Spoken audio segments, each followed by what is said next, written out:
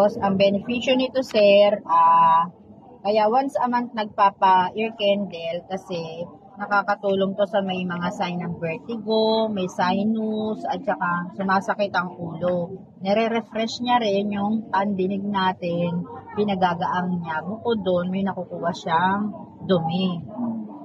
Yun ang benefits ng ear candle.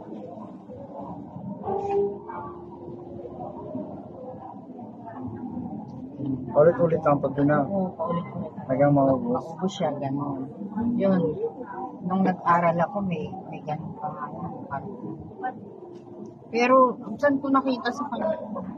Nakatuwan. Basta masusok.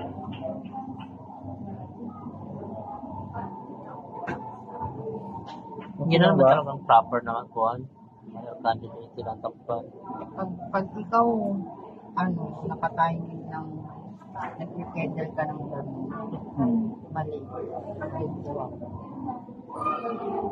Kasi ka may mga ganyan.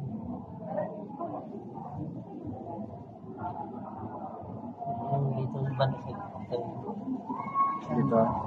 Diyan, sa ilalim ng tema. Tapos, Ginagalinangan.